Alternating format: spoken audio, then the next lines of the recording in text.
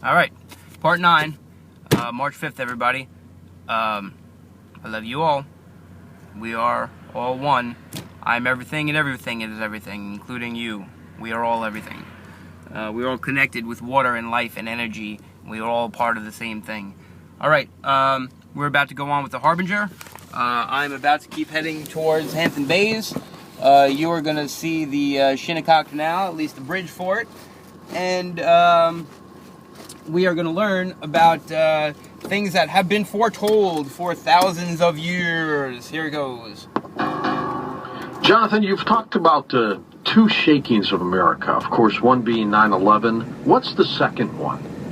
Okay, from the ancient case and the ancient mystery with this is that what happens is, and you can read this almost on anything about that part of Isaiah, is that when Israel rejected or defied this first shaking, it says, well, then another comes. And the first shaking affected buildings and other things and affected America in that way.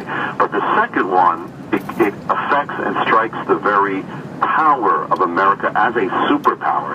Its financial, its economic foundation that collapses. And that's going to happen, that happens in 2008. And there's a whole realm of, these things that are happening, there's a mysteries that go back, 2,500 and 3,000 years that even determine the way it happens, the timing of it, the days of it, even the hours of it. In the Harbinger, one of the things is, I'll just touch on some and then maybe get into one. It's called the Isaiah 9:10 effect. How that what America does to try to overcome 9/11, from the war on terror, you were just mentioning it, and all the things that it tries to do actually brings about the second collapse or the second shaking. There's a mystery of the three witnesses there's a principle that there have to be three witnesses that speak or proclaim a matter of judgment or calamity, and we mentioned two of them. There's another. The third one is the President of the United States, and we can touch on it. But what I want to touch on is really a kind of mind-boggling thing, and it's called, in the book, it's called the mystery of the Shemitah, and that is that. Yeah, what is that? It's every 7 years in ancient Israel they had to take basically just like every 7 days was a Sabbath rest.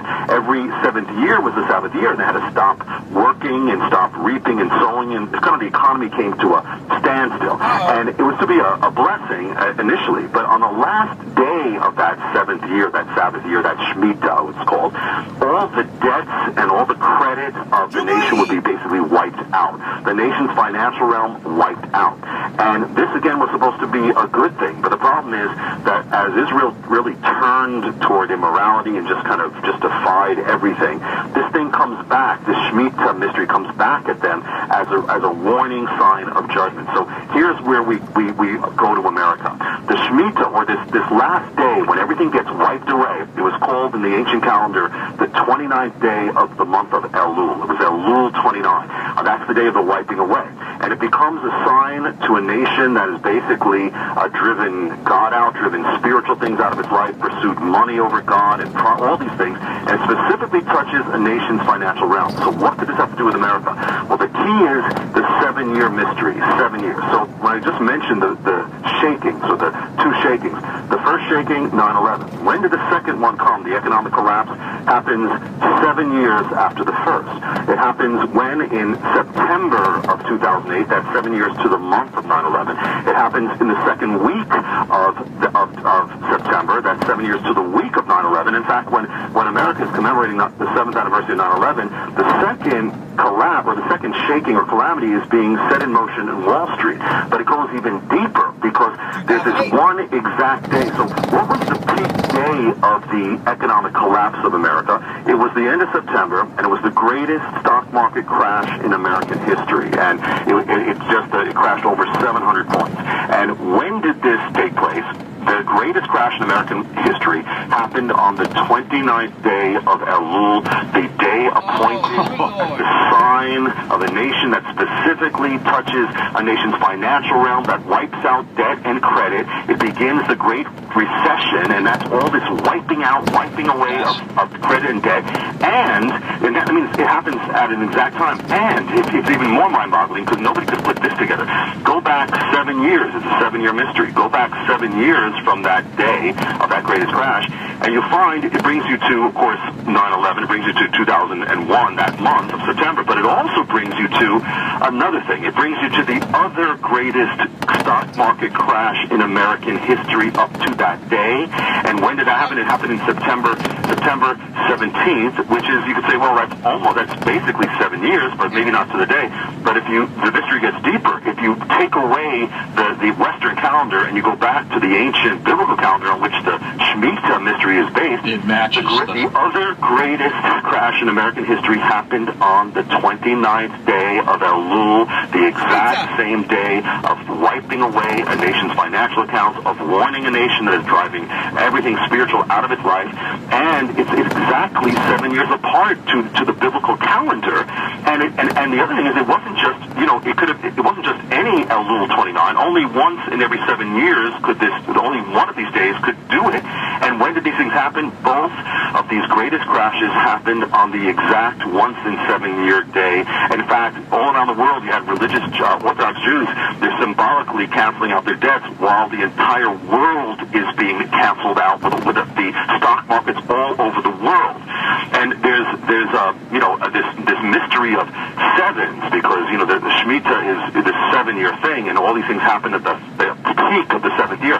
Could there be like a fingerprint, like a supernatural fingerprint on all this? Well, on the greatest stock market crash in history, there's this thing about seven. First of all, how much was it? Well, it happens in the 7th hour of trading. How much of the stock market's wiped out? 7% is wiped out. How many points that day? 777. You go back to the other stock market crash, how much is wiped out? 7%, exactly 7 years apart. And you can even do, there's even a mystery where if you go back 7 biblical years from the 2008 crash, and you go back 7 days and 7 hours, you go to both crashes and even to the day of 9/11. Okay, with all these things then, Jonathan, happening, if anybody's listening to this, we agree they are happening. Post it here. Let's go back to ancient Israel for a second. Then I want to get into how you got the Harbinger with this bizarre story. But so we go back to ancient Israel. What happened at the end? Total collapse? Well, what happened at the end is that Israel. What happened is that they resisted this. They didn't want to see this. They just kept defying. And what happened is, in that defiance, and it's actually there in the oracle. It goes on because it goes on. Actually, when you go to the next verse, Isaiah 9, it's 9:11. It leads into what happens. What happens is that another calamity came, and another calamity came, until finally they were ultimately destroyed. In 722 BC, they were wiped off the face of the earth. Gone. Yes. And at what point? So it's 1948. They come back. Yes. Does the Harbinger talk about that? Well, keep in mind, George, too, that there were two kingdoms in Israel. One is the northern kingdom, and it's split into two, and the other was Judah in the south. And so the northern kingdom was wiped out, and that becomes the 10 lost tribes. Okay. That's where everybody talks about. The southern kingdom, Judah, becomes what we know as the Jewish people today. And certainly there's which is where Jesus was and all that. Okay. Yeah, so that's where you get the word Jew from, and that is also where you have tons of prophecies about the rebirth of Israel. Absolutely. All right. Now tell me about this strange story about how the Harbinger came to be published. Okay. For those who are listening who know about the Super Bowl, and I'm not too much knowing about it, but there's something called the greatest play in Super Bowl history. A guy named David Tyree does this thing where he jumps up and on the New York Giants, and he catches the ball on his helmet, and he just changes the game. It's considered the greatest play. People don't know this. There's a supernatural story behind that, and that is that David Tyree is a believer and a spiritual man, and a man who he knew gave him a prophecy that this was actually going to happen. And the man who gave it to him is a man named Hugh B. Sin, and he knew him personally. He gave this prophecy. So David Tyree went to that Super Bowl knowing that. All right, cut that for the next scene. The Harbinger. When I wrote the Harbinger, I was led. It's really nonfiction, and it's this whole revelation of all these mysteries. Right. But I framed it based on a fact. Yeah, of a prophet and another man, and he's revealing 9 seals that reveal all the mysteries. And they start out by their first meeting. They're sitting. The man sits down. They're sitting down next to each other. They don't know each other. And the prophet turns and starts speaking to him. Initiates conversation. Then begins to prophesy to him and tell him he's going to bring a message to the nation. So That's the setup. So here I am. I finished the Harbinger. The Harbinger pretty much wrote itself. It happened really quickly. It was as if it was already there. I never wrote a book before in my life, and it just flowed out. And so it's done. And now I say, okay, what am I going to do? You know, I don't know how to do this. I don't know how to get anything published.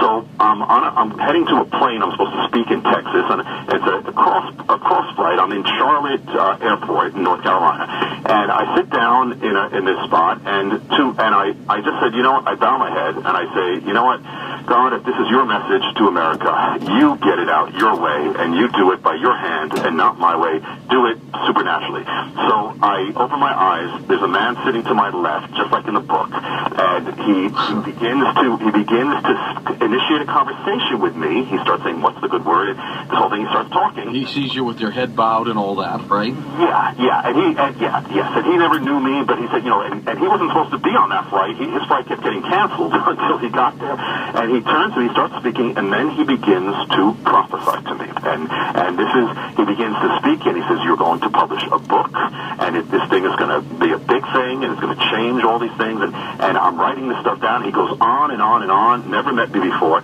The man turns out to be Hugh B. Sin, the man who gave the prophecy. Oh, how bizarre! Tyree, Really? Super Bowl, and so the thing is, he's going, and because of the Super Bowl, David Tyree wrote a book, and because of that, this man who gave this prophecy was put in contact with a man named Steve Strang, who's the president of Charisma and Frontline Books. So he ends up calling up the publisher. I didn't do a thing. He calls him up, and a little while later, I get a call from the president of Charisma and Frontline Books. He says, "We heard about the Harbinger. We're interested." And so I didn't do a thing. How about All that? I did was bow my head in that airport, and it was like the scene from the Harbinger got played out right there in the airport. That's magical. And now it's on its way to being a bestseller.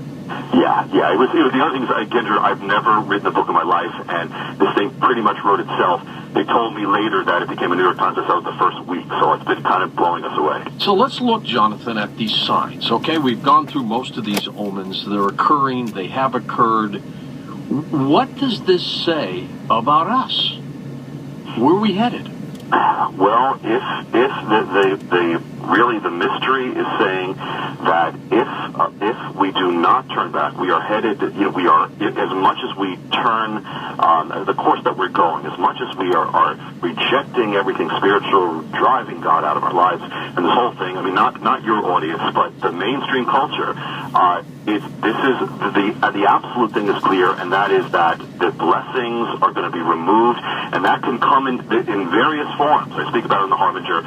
It can come, first of all, in economic collapse. Something I would say is absolute, that if we do not turn back, our headship of nations, that's the thing in the Bible, that we're going to lose that very, very shortly if we keep on going. And it can, the calamity can come in the form of natural disaster, man-made disaster, certainly decline, certainly fall. Certainly, one of these omens, actually, I mentioned with the Shemitah, the Hebrew word, there's a mystery in that, means really to let collapse. And so it means, the ultimate thing is we're hearing more and more about the end of the American age, and that is what it foreshadows. And I'll mention one thing here, and this will go to that. This is the king.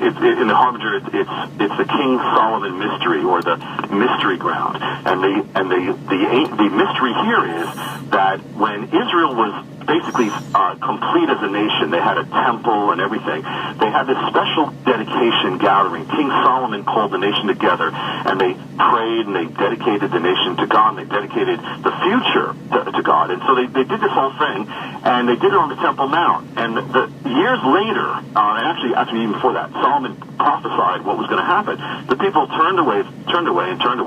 Finally, the last thing happened, that the judgment comes to this is the southern kingdom, comes to them, and it ultimately returns to the Temple Mount, and that's where they dedicated the land. So the principle is that with a nation like this, that when the calamity comes, it returns to the nation's ground of dedication or consecration. And it was a sign that, hey, the covenant has been broken, and I'm calling you back, people. I'm calling you back. So what does this have to do with America? Is there a day or something that kind of matches up with that? Well, amazingly, there is. In the very first day of America as a nation, the very first day, when it had a government, it had a president over the government, it wasn't 1776. All right. There's the cliffhanger. Because I think I'm running out of time. Oh, 14:50. Yeah. All right. Love you guys. Living every day now.